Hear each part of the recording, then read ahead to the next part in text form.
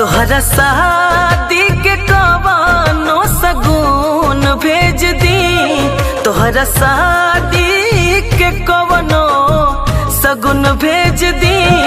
मेहंदी काम पहरता था कह खून भेज दी, मेहंदी काम पहरता था कह खून भेज दी।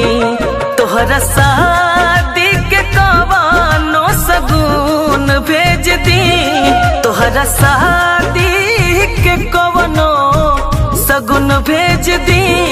मेहंदी काम पहरता था कह खून भेज दी, मेहंदी काम पहरता था कह खून भेज दी।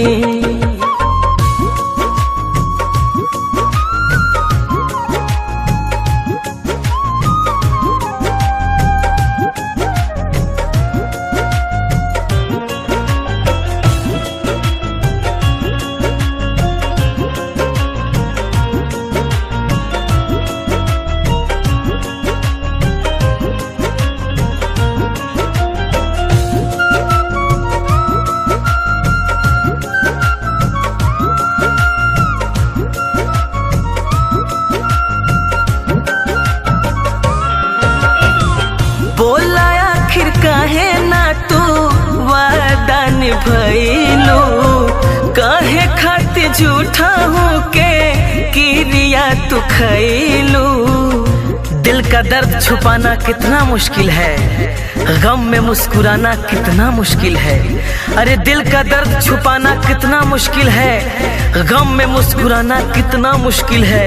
दूर तक जब चलो किसी के साथ, फिर तन्हा लौट के आना कितना मुश्किल है।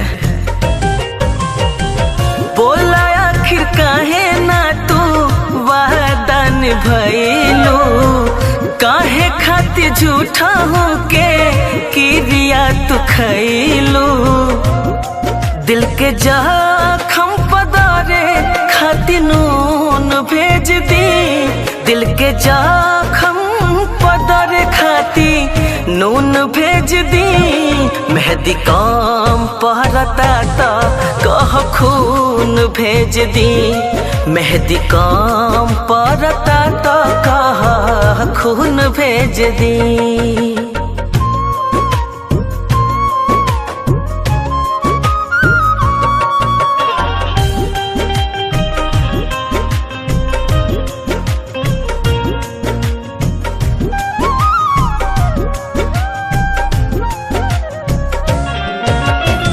ले जाए करे जा मोर कर जवे निकाल के, कब जान याद करी हो अपना विशाल के। टूटा हो दिल तो दुख होता है, करके मोहब्बत किसी से ये दिल रोता है। अरे टूटा हो दिल तो दुख होता है, करके मोहब्बत किसी से ये दिल रोता है। दर्द का एहसास तो तब होता है जब किसी से मोहब्बत हो और उसके दिल में कोई और होता है। हो ले जाए करे जा मोर कर जवे निकाल के, कब जान याद करी हो अपना विशाल के। हरदम खुश रहू है मानसून भेज दी, हरदम खुश रहू है मन सुन भेज दी। मेहंदी काम पहरता था कह खून भेज दी, मेहंदी काम पहरता था खून भेज दी।